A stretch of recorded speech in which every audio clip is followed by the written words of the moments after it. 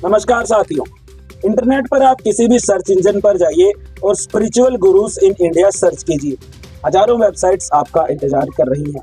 न सिर्फ ये वेबसाइट्स बल्कि भारत में हजारों संत भी आपके इंतजार में है। लेकिन एक सच्चे संत की खोज में निकले हुए करोड़ों श्रद्धालु आज झूठे नकली संतों के चक्कर में फंसकर अपना अनमोल मानव जीवन व्यर्थ नष्ट कर रहे हैं।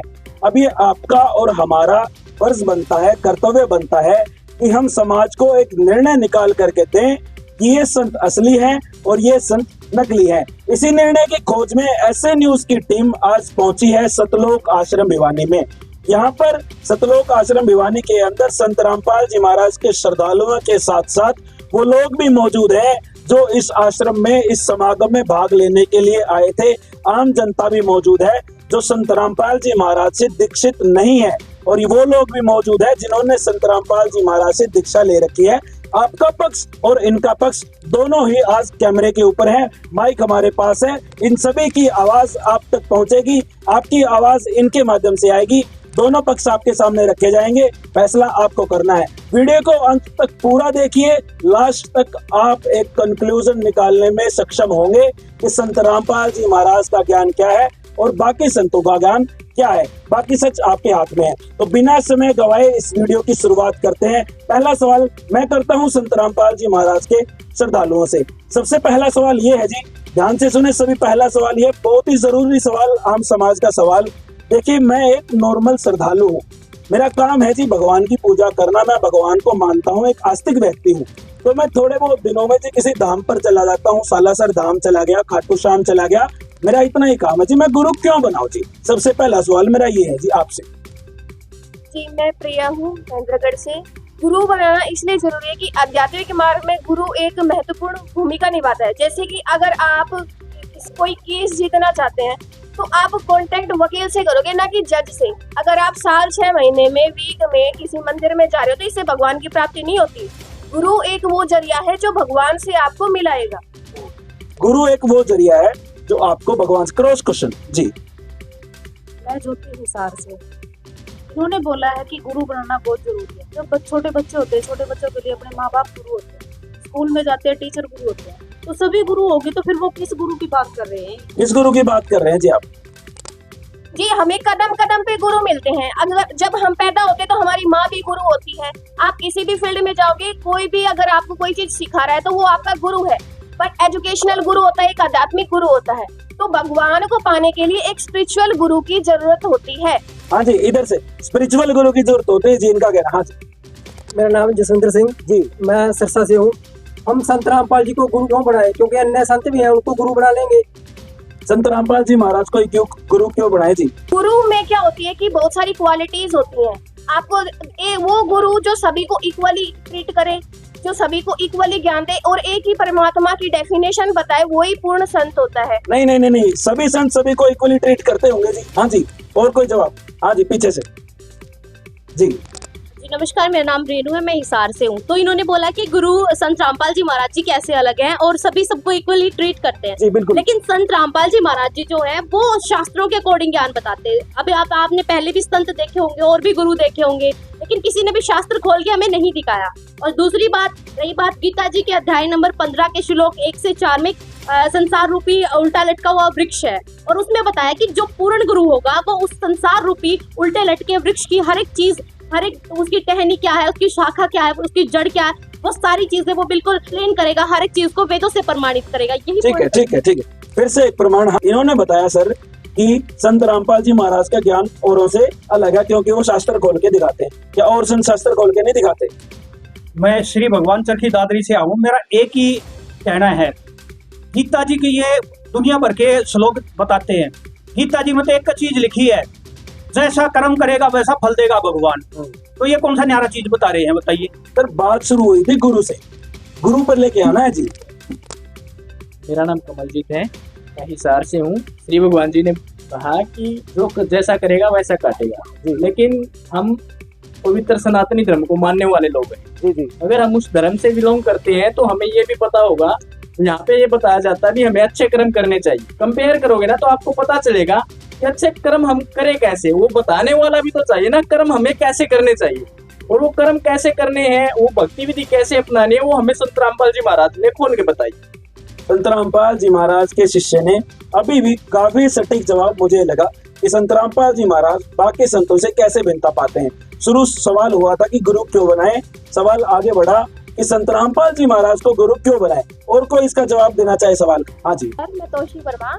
जैसे कि जैसे और धर्म गुरु है, कोई मुस्लिम वर्ग को अच्छा बताता है, कोई किसी मतलब ईसाई को, कोई मतलब सिखों को, लेकिन संत रामपाल जी महाराज सभी को इक्वली लेते हैं और सभी को ही कहते हैं कि वो एक ही परमात्मा की संतान है। वो किसी को अलग नहीं करते। आजकल की राजनीति पार्टियों ने सबको अलग अलग करके रख दिया है, तो उसके लिए संत रामपाल जी महाराज को आज गुरु बनाना इसलिए जरूरी है। वो सबको इक्वली लेते हैं, चाहे हिंदू हो, मुस्लिम हो, चाहे सिख हो, चाहे ईसाई हो। ठीक है जी, मैं अगला सवाल डालता हूँ। आप दर्शकों देख रहे हैं कि ये डिबेट कितनी रोचक होती जा रही है। जहां से हमने शुरू किया था पहले सवाल से, धीरे धीरे देखिए यहाँ से भी काफी आपके सवाल आ रहे हैं, यहाँ से इनके जवाब भी आ रहे हैं। आपको चीजें क्लियर होती जाएंगी और लास्ट तक जब आप इस वीडियो के एंड तक पहुंचेंगे तो काफी चीजें, बहुत सारी चीजें आप कंक्लूड कर पाएंगे जो अभी तक आपके मन में डाउट बनी हुई थी। उधर से एक सवाल आ रहा है। जी सर। तो हजारों है, हम ऐसे कैसे मान सकते हैं कि संत रामपाल जी महाराज ही सच्चे गुरु है, कि उसी की हमने शरण ग्रहण करनी चाहिए। ये बता रहे हैं कि गुरु है संत रामपाल जी महाराज, वेद शास्त्रों को खोल के बता रहे हैं, उल्टे संसारों की वृक्ष को भी वेद शास्त्रों से मिला के बता रहे हैं, तो हम ऐसे कैसे विश्वास कर सकते हैं कि वो सच्चे गुरु है, हमें मोक्ष की प्राप्ति देंगे वो। जी, इनका जवाब पहले भी इस सवाल का आ चुका है, मैं फिर रिपीट करता हूँ। इनका कहना है जी आपको आपके शास्त्रों को मानना होगा, इन्होंने गीता से प्रमाण देखा है, ऐसा ही है ना जी? हाँ जी जी बिल्कुल, हमने गीता से प्रमाण दिया और इन्होंने ये भी पूछा है कि गीता का यही प्रमाण नहीं और भी प्रमाण बताते हैं कि ऐसे ये बहुत सारे हिंदू गुरु हैं जो शास्त्रों को खोल के बताते हैं, लेकिन इतने सारे मंत्र बताते हैं, कोई राधे श्याम बताता है, कोई राधे राधे बताता है, लेकिन संत रामपाल जी महाराज जी ने बताया कि भगवान को पाने का सिर्फ 3 मंत्र का जाप है, ओम तत्सत। इससे अलग कोई बताता है तो वो शास्त्र के विरुद्ध जा रहा है। वो कोई संत हिंदू धर्म से बेशक वो है, लेकिन वो हिंदू धर्म के शास्त्रों को उन्होंने नहीं पढ़ा और उन्होंने ज्ञान को भी नहीं समझा। संत रामपाल जी महाराज के श्रद्धालु तो देखिए परमाणु का जखीरा लेकर बैठे हुए हैं, हर एक शास्त्र से, गीता हो, वेद, तो पता नहीं लोग इसको क्रिटिसाइज क्यों करते हैं। खैर आज की इस डिबेट में सब क्लियर हो ही जाएगा। तो आप देख रहे हैं कि इनके पास ऐसे वेद मंत्र, गीता के मंत्र रटे हुए हैं। फिलहाल यहाँ पर मैं देख पा रहा हूँ कि युवा पीढ़ी की तादाद बहुत ज्यादा है। उधर से भी सवाल आ रहा है, मैं जरूर आऊंगा सर आपके पास। एक और सवाल है जो आम समाज के मन में उमड़ता रहता है कि इन बच्चों की अभी पढ़ने लिखने की उम्र है, अपना करियर बनाने की उम्र है, ये अपना करियर छोड़कर, पढ़ाई लिखाई छोड़कर यहाँ आश्रम में क्या कर रहे हैं? जी बताइए। पहली बात तो सर हम पढ़ाई छोड़ नहीं रहे। आपने कहा पढ़ाई छोड़कर, पढ़ाई बिल्कुल नहीं छोड़ी है। मैं खुद अपनी पढ़ाई कर रही हूँ, कॉम्पिटिटिव एग्जाम्स की तैयारी करते हैं। और जो ये सद्भक्ति है ये किसी प्रकार से हमें पढ़ाई से दूर नहीं करती, हमारे करियर को बनाने में कोई बाधा नहीं देती। इसमें ऐसी कोई भक्ति नहीं है कि हमें सुबह दोपहर शाम को 2-2 घंटे बैठ के कोई हटियो करना है, भाई मंत्र पढ़ने हैं, आंख बंद करके ऐसे बैठ जाएंगे, ऐसी कोई भक्ति नहीं है। ये सद्भक्ति है। इस सद्भक्ति से हमारे करियर पे कोई इफेक्ट नहीं होता। प्लस ये है कि जो हमारी बुरी आदतें हैं उनसे, इन सद्भक्ति की वजह से, इनके ज्ञान की वजह से हम दूर है। आज हम देखते हैं युवा वर्ग है, उसमें नशे का इतना ज्यादा होता जा रहा है कि लोग नशा कर रहे हैं अपने स्टैंडर्ड को मेंटेन करने का, अपने आप को कूल शो करने के लिए वो नशा कर रहे हैं और भी बहुत सी बुरी आदतों में फंस रहे हैं। ड्रग्स, आज हमारे हिंदुस्तान में भी इतने ज्यादा ड्रग्स लोग लेने लगे हैं, युवा वर्ग स्पेशली वो बहुत ज्यादा ड्रग्स में फंस चुके हैं। वो चीजें हैं जो हमारी दूर बनाती है, ना कि ये सद्भक्ति है। ये तो हमें बुरी आदतों से बचाती है और हमें एक अच्छाई का मार्ग देती है। बहुत बढ़िया जवाब लगा जी। युवा पीढ़ी आजकल नशे की चपेट में है, आपने भी अपने आसपास ऐसे ही उदाहरण देखे होंगे। खैर इस वीडियो के ऊपर वापस लौटते हैं, यहाँ से एक क्वेश्चन उठ रहा है। जी सर, इन्होंने कहा जो नशे वाली बात पे, ये तो एक सामाजिक ज्ञान हो गया ना, इसको आध्यात्मिक से जोड़कर दुनिया को क्यों बदला रहे हो आप? ये तो एक सामाजिक बात हो गई नशे वाली।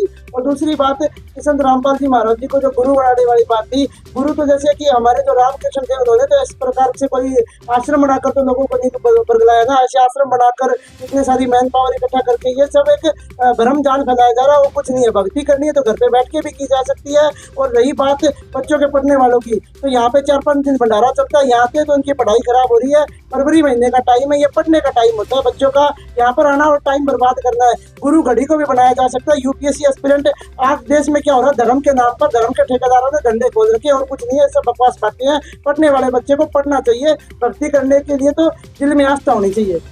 पॉइंट है बॉस, एकदम सही बात निकल करके आई। हाँ जी, इसका कोई जवाब? जी बताइए।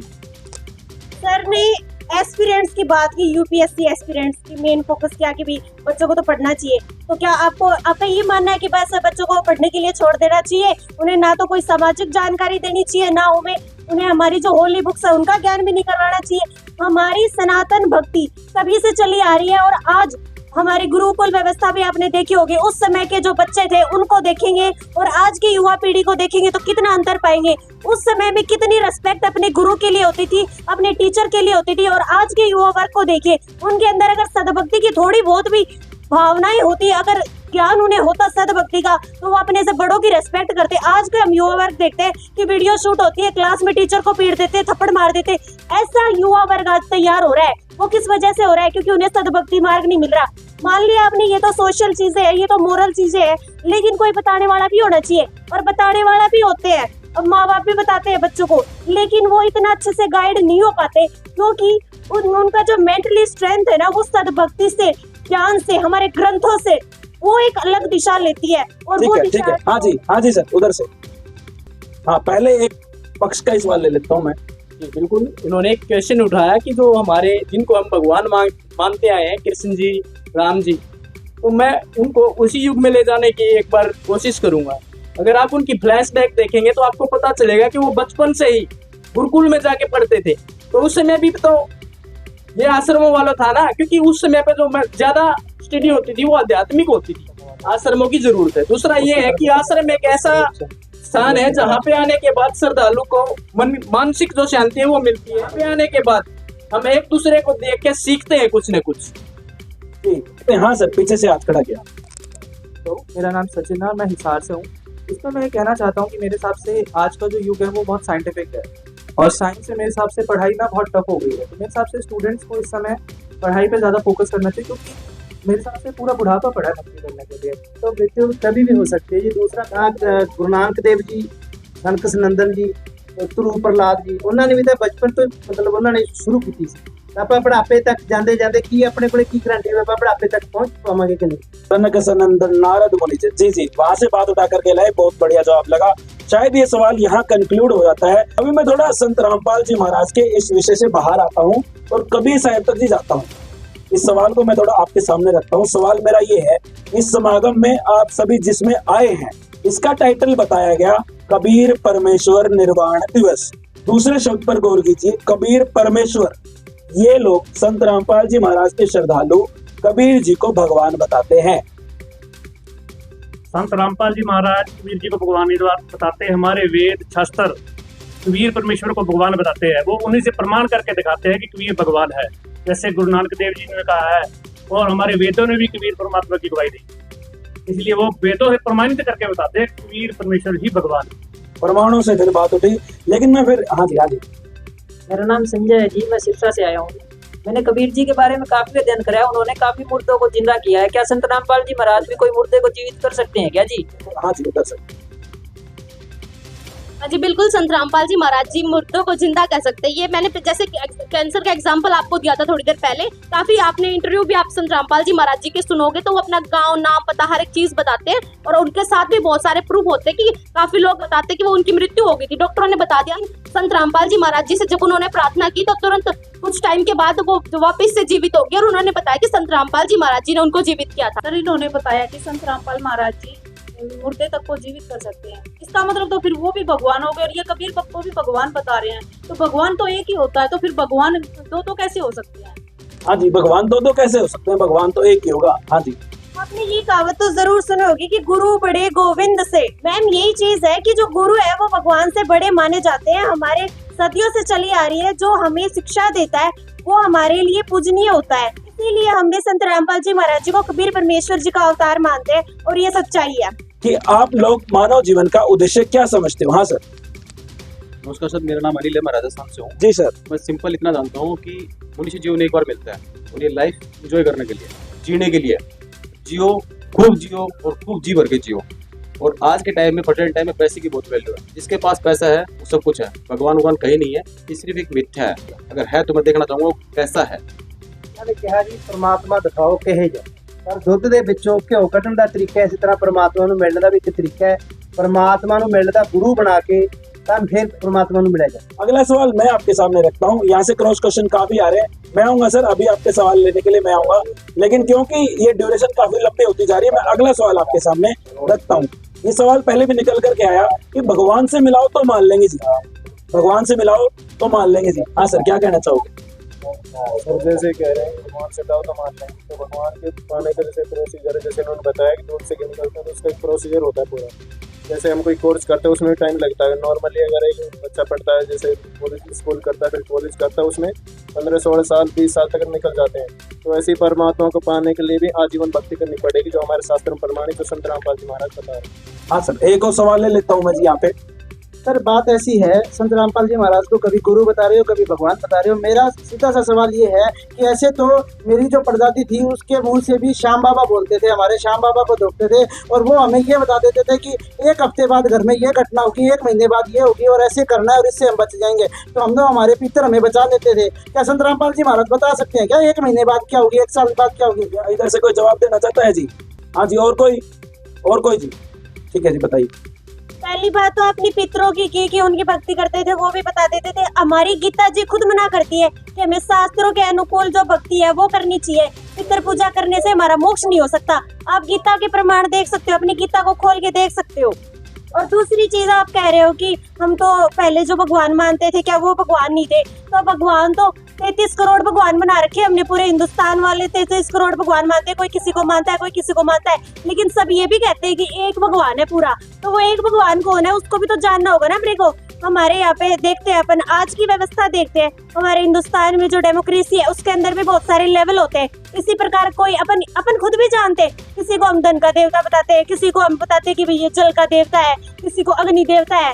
तो हमारे ये तो बहुत सारे देवता है, फिर कोई किसी को मानता है, कोई कहेगा मैं तो इसको मानता हूँ, इसको मानता हूँ। देवता तो बहुत सारे, लेकिन उनमें से सुप्रीम पावर कौन है उसको जानना जरूरी है।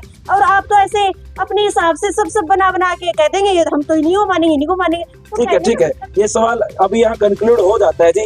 वैसे तो क्वेश्चंस अभी भी बहुत सारे वहाँ पर उठ रहे हैं, क्योंकि यहाँ पर लोगों में जोश बहुत ज्यादा देखने को मिल रहा है। लेकिन फिलहाल मैं अगले सवाल की ओर बढ़ूंगा, वहाँ आपके सवाल दोबारा लूंगा। जी सर। सर ये कह रहे हैं कि भक्ति करनी चाहिए, वो करना चाहिए, चलो हम भक्ति भी कर लेंगे, लेकिन मेरे को ये बताओ उससे चलो मोक्ष हो जा, मोक्ष का मतलब क्या है? मोक्ष का मतलब नहीं समझ आ रहा मेरे को। तो मरने के बाद किसने देखा है? मोक्ष इसलिए चाहिए कि मोक्ष मिलने के बाद हमको वहाँ पर परम शांति प्राप्त होती है। जो हमको यहाँ पर 84 लाख भुगतने पड़ते हैं, और फिर यहाँ पर हम कितना मेहनत काम करते हो, उसके बाद मर जाते हैं। अपने को मोक्ष मिल जाएगा, वहाँ पर ना कुछ काम करना पड़ेगा, ना मेरे को वहाँ पर कुछ करना ही नहीं, परमात्मा की भक्ति करनी है और बस आराम से रहना है, कोई जन्म मृत्यु नहीं। वहाँ पर मोक्ष का फायदा ये है। आप यजुर्वेद को खोल के देखिए, उसका अध्याय 8 और मंत्र 13 को देखिए, उसमें लिखा है कि जो पूर्ण परमात्मा होगा वो हमारे पूरे से पूरे पाप कर्म को भी काट सकता है। लेकिन आज तक हम उस पूर्ण परमात्मा को जानते ही नहीं थे, हमने उस भगवान की जानकारी नहीं थी, उनसे मिलने वाले सुखों की जानकारी नहीं थी। इसलिए आज हमें इतने डाउट हो रहे कि हम तो भाई अगर भक्ति करेंगे तो भी क्या हमें कोई लाभ होगा कि नहीं होगा, मोक्ष होगा कि नहीं होगा, जब हम सही चीज को जानेंगे ही नहीं। पहले ही आप सब ये सोच रहे हो कि भाई हमें तो ये ज्ञान ही नहीं सुनना, हम तो जो कर रहे थे वो ही सही था। अभी नया ज्ञान, अपना नया वो पंथ बनाने के लिए एक नया लुक, जैसे कि लोगों को अलग अलग चीजें पसंद आती है तो ऐसे एक नई चीज ले आए संत रामपाल जी महाराज। तो ऐसा नहीं है, जो हमारी बुक्स है ना वो ही बताती है कि कोई भी पाप कर्म हो वो कट सकते हैं। और ये मेरा एक और सवाल, आपको बीच में इंटरप्ट करने के लिए माफी चाहता हूँ, लेकिन एक सवाल पूछना और जरूरी हो जाता है। बार बार ग्रंथों की बात उठती है, गीता की बात उठती है, वेदों की बात उठती है, तो संत रामपाल जी महाराज के श्रद्धालुओं की सुई आखिरकार ग्रंथों पर आकर ही क्यों अटकती है? देखो सर, अपने मन की तो सब बता रहे हैं। अब हम अगर हमारे गुरुजी संत रामपाल जी महाराज जी ये सब चीजें बुक में खोल के नहीं दिखाते, हमारी होली बुक्स में, बुक भी मैं ये नहीं कह रही कि कोई भी बुक उठा के बता दी, अगर होली बुक्स में नहीं दिखाते तो कोई भी नहीं मानने को तैयार होता। क्योंकि जैसे शुरुआत जब हुई थी तो लोगों का मानना था कि जो पृथ्वी है वो सूरज के चारों तरफ नहीं घूमती बल्कि सूरज घूमता है। लेकिन जब ये परिवर्तन हुए तो हमें जानने को मिला कि सच्चाई क्या है। तो इसी प्रकार में जो संत रामपाल जी महाराज जी हैं वो अपनी सदग्रंथों से बता रहे, इसीलिए आज मानव समाज को ये मानना पड़ेगा। अब मानो या ना मानो, लेकिन जो सच्चाई है वो तो सच्चाई रहेगी। अब हमारे सदग्रंथ कह रहे हैं तो इसमें गलत क्या है? ठीक है जी, ठीक है। अभी जो है इस सवाल का भी कंक्लूजन यहाँ पर निकल गया है और कोई क्रॉस क्वेश्चन भी मुझे दिखाई नहीं दे रहा है। अभी मैं क्या करता हूँ कि जेल की तरफ आ जाता हूँ। काफी बार यहाँ से जेल की बात उठी तो मैं सवाल जेल से रिलेटेड आपके बीच रखता हूँ। तो सवाल मेरा ये है कि संत रामपाल जी महाराज पिछले 10 वर्षों से जेल में है। तो जब संत रामपाल जी महाराज ही जेल में है तो इस पूरे ताम झाम का, इतने ज्यादा आश्रमों का क्या मतलब रह जाता है जी? भगवान जी का जेल ਦੇ ਵਿੱਚ ਹੀ जन्म ਹੋਇਆ। ਗੁਰੂ ਨਾਨਕ ਦੇਵ ਜੀ जेल ਦੇ ਵਿੱਚ ਰਹੇ। संत रामपाल जी महाराज ਦਾ ਇਹਨਾਂ ਦੀ लीला है परमात्मा। जैसा कि अभी जिक्र हुआ है कि श्री कृष्ण जी भी जेल में थे, लेकिन जब श्री कृष्ण जी का जन्म हुआ था तो जेल के गेट अपने आप खुल गए थे। संत रामपाल जी महाराज के लिए क्यों नहीं खुल रहे गेट अपने आप? थोड़ा सा जवाब उधर से आया, उसी पे क्रॉस क्वेश्चन आ गया, तो मैं जवाब बाकी पूरा जवाब भी लूंगा, पहले उसी सवाल का जवाब ले लेता हूँ जो अभी उठा है जी।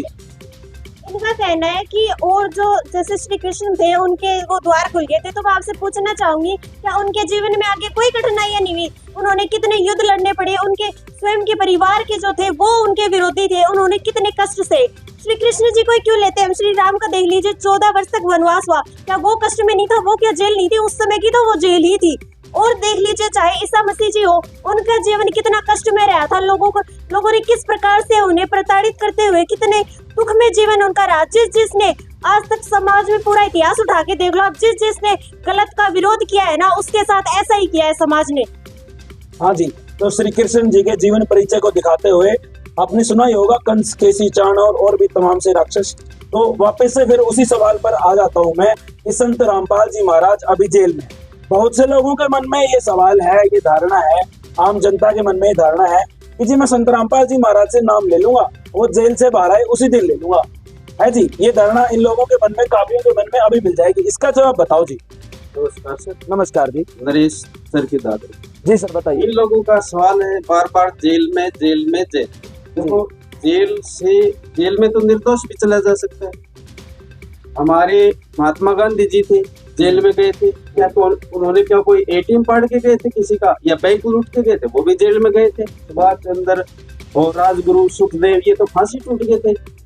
लेकिन ये कारण क्या था इनका? ये किसी की चोरी करके नहीं गए, मर्डर करके नहीं गए, ये आजादी चाहते थे। उसी प्रकार हमारे जगत गुरु तत्वदर्शी संत रामपाल जी महाराज सत भक्ति देकर सब आत्माओं को यहाँ से काल की जेल से आजाद कराने के लिए सत भक्ति दे रहे। एक्टिव वहाँ से भी पार्टिसिपेंट है, इनका सवाल लेना भी जरूरी है जी सर। अच्छा, मैंने सब कुछ सुन लिया। मैंने ये भी सुन लिया कि मोक्ष जरूरी है, काल के उजाल में फंसे हुए हैं, ये सब धर्म ग्रंथों को पढ़ो, ये सब मेरे को फर्क ही नहीं पड़ता। आप ये चीज मानो कि अगर मैं एक यूथ हूँ, मैंने ये सुना है किसी भगत के द्वारा कि हमारे गुरु जी के तो ये बहुत सारे नियम है, ये वाले नियम है, इस हिसाब से वो नियम मेरी लाइफ को डिस्ट्रॉय कर रहे हैं, मैं एंजॉय नहीं कर पा रहा हूँ। तो आप मुझे बस सीधे सीधे ये बताओ, अगर मैं संत रामपाल जी महाराज की नाम शिक्षा नहीं लेता हूँ तो मुझे आगे जाके क्या नुकसान है? तो नहीं है मेरे को जी। सर का एक क्वेश्चन था कि मेरे को ये जो सारे नियम है मेरी लाइफ की एंजॉयमेंट को अफेक्ट कर रहे हैं। तो सबसे मेन बात संत रामपाल जी महाराज जी के मुख्य नियम ये है कि हमें नशा नहीं करना, दहेज नहीं लेना। तो अगर आप इस चीज को एंजॉयमेंट मानते हो कि नशा करना एक एंजॉयमेंट है, ड्रग्स लेना एक एंजॉयमेंट है, ये तो हमारा समाज खराब कर रहे हो, फिर तो आप इस समाज को एक गलत दिशा देने वाले हो एज ए यूथ। तमाम चीजें आज इस डिबेट में हमने कवर करने की कोशिश की। उम्मीद करता हूं कि हमने लगभग सभी चीजों को कवर कर लिया होगा। वैसे मैं भी ये बात जानता हूं, आप भी जानते हैं कि सारे मुद्दों को, जितने भी मुद्दे आपने उठाए हैं कमेंट सेक्शन में, उन सभी को एक वीडियो में पुट करना इस वीडियो के स्कोप से बाहर है। लेकिन हम इस तरह की वीडियोस आपके लिए लाते रहेंगे। फिलहाल इस वीडियो में हमने जो भी सवाल रखे उन सभी सवालों के सटीक जवाब यहाँ से मिले और ये लोग भी 95% यहाँ से एग्री दिखाई दिए इन लोगों के जवाबों से। लेकिन आपके मन में अगर अभी भी कोई शंका रहती है, आप अपना सवाल कमेंट सेक्शन में हमें डाल सकते हैं। लेकिन जी रिपीट ना करें, जो सवाल पहले इस वीडियो में आ चुका है उसको न डालें जी, नए सवाल आपके इस वीडियो के कमेंट सेक्शन में डालें, उसको भी हम अगली वीडियो के लिए लेंगे। हम अगली वीडियो के इसके सवालों के लिस्ट के अंदर उस सवाल को डालेंगे। फिलहाल एक आखिरी सवाल के साथ पूरी वीडियो को कंक्लूड करते हुए मैं सारे संत रामपाल जी महाराज के श्रद्धालु जो यहाँ मौजूद हैं इनसे ये बात जानना चाहूंगा कि संत रामपाल जी महाराज का आम समाज के लिए, मानव समाज के लिए क्या संदेश है जी? इस सवाल का जवाब कौन देना चाहेगा जी? जिसने अभी तक कोई जवाब नहीं दिया वो बताए जी, कौन जवाब देना चाहेगा इस सवाल का? देखिए सर, जब आपने श्लोक आश्रम भिवानी में एंट्री की तो आपने वहाँ पे एक पोस्टर लगा देखा होगा।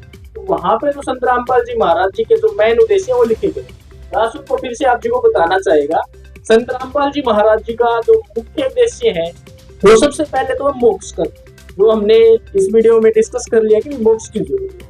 और जो दूसरा मुख्य उद्देश्य है वो ये है कि समाज में जितनी भी कुरीतियां फैली हुई है, नशा है, चाहे वो दहेज प्रथा है, चाहे अन्य जितनी भी सामाजिक कुरीतियां हैं, वो सभी दूर करके एक अच्छे और स्वच्छ समाज का निर्माण करना है, जिसमें सभी शांतिपूर्वक भाईचारे के साथ रह सके। संत रामपाल जी महाराज जी के बहुत सारे मुख्य उद्देश्य हैं, उनमें से कुछ ऐसे भी हैं जो आज हम देखते हैं जाति के नाम पे, धर्म के नाम पे ऐसे युद्ध से छिड़ जाते हैं हमारे भारत में आज के समय में भी। तो संत रामपाल जी महाराज हम सब में वो एकता की भावना लाना चाहते हैं, जिससे हमारा समाज शांतिपूर्ण तरीके से रहे। ये नहीं कि बात बात पे एक दूसरे से लड़ने लगे। दूसरी चीज जो हमारे देश को खोखला बनाने पे लगा है वो है भ्रष्टाचार। संत रामपाल जी महाराज जी का मुख्य उद्देश्य ये भी है कि हमारा जो पूरा भारत है, इवन पूरा हिंदुस्तान में संत रामपाल जी महाराज जी ये शिक्षा देना चाहते हैं, पूरे विश्व में देना चाहते हैं कि हमें पूर्णतः भ्रष्टाचार मुक्त होना है। तो कहने का मतलब ये है कि सनक सनंदन नारद मुनिजन के बाद गुरु बड़े गोविंद और उसके बाद आया है वसुधैव कुटुंबकम। तो तीनों यहाँ पर इंक्लूड हो जाते हैं। इसके बाद और कोई मुझे यहाँ से जवाब दिखाई नहीं दे रहा है। मुझे लगता है कि पूरी वीडियो अब यहाँ पर कंक्लूड हो जाती है। यहाँ से बहुत सारे सवाल यहाँ से भी उठे, यहाँ से बहुत सारे जवाब आए, क्रॉस क्वेश्चन भी हुए। हमने भी आपके सवाल इन दोनों पक्षों के सामने रखे और जवाब जानने की कोशिश की। उम्मीद करता हूँ आपको ये पूरी वीडियो पसंद आई होगी, अच्छा लगा होगा, काफी कुछ निचोड़ आप इस वीडियो से निकाल पाएंगे। वैसे पहले मैंने भी बताया कि आप अपने सवाल कमेंट सेक्शन में अभी भी डाल सकते हैं। इस वीडियो को ज्यादा से ज्यादा शेयर करें, लाइक करें, अपने दोस्तों के पास भेजें, अपने रिश्तेदारों के पास भेजें, व्हाट्सएप पर शेयर करें, फेसबुक पर शेयर करें, तमाम सोशल मीडिया पर इस वीडियो का तहलका मचा दे, ताकि लोगों के मन में पैदा हुए डाउट जो कई सालों से इधर उधर घूम रहे हैं उनको एक ठिकाना मिले और लोग एक निर्णय तक पहुंच सके। जैसे कि मैंने वीडियो के शुरुआत में भी बताया, ये आपका और हमारा कर्तव्य बनता है कि हम समाज को एक निर्णय निकाल करके दें। हम मिलते हैं आपसे अगली किसी और वीडियो में। कैमरामैन कार्तिक के साथ मैं अंकित गर्ग।